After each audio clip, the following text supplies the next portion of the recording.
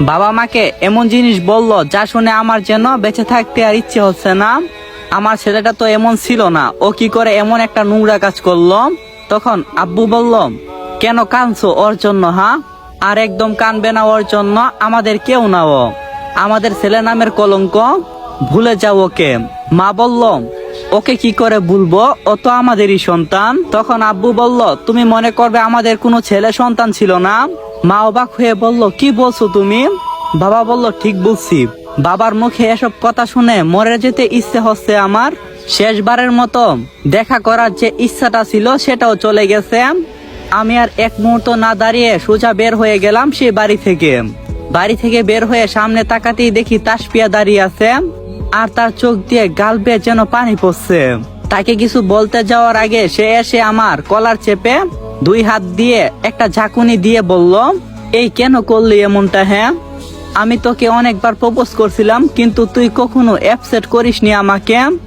প্রথম বুঝতে পারিনি কেন এতবার প্রপোজ করার পরেও তুই আমাকে রিজেক্ট করে দিছিলি, কিন্তু এখন বুঝতে পারছি আমার বড় আপুকে মনে মনে পছন্দ করো, তাই না?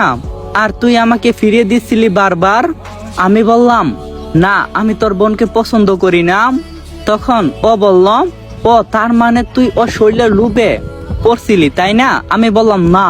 তখন ও কেঁদে কেঁদে বলল, তোমার যদি মেয়েদের শরীরের উপর এত লোভ ছিল তাহলে আমাকে একবার বলতে, আমি আমার সর্বোচ্চটা দিয়ে তোমাকে খুশি করতাম।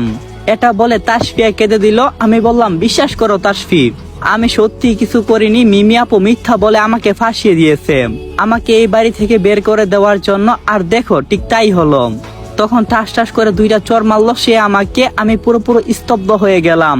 আমি কখনো ভাবতে পারি না যে তাসফিয়া আমাকে চড় মারবে।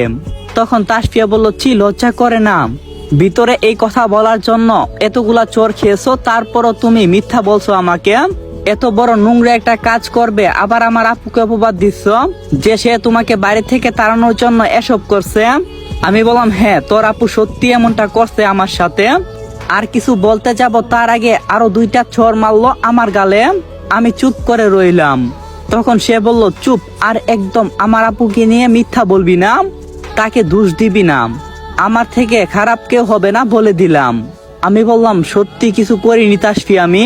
তাসফি বলল, চুপ, একটা কথাও বলবি না, তোর সাথে আমার কোনো কথা নাই, তোর কোনো কথা আমি শুনতে চাই না।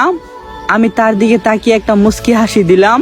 চাইলে আমি আজকে অনেক কিছুই বলতে পারতাম, কিন্তু আমি বলবো না, কারণ আমি জানি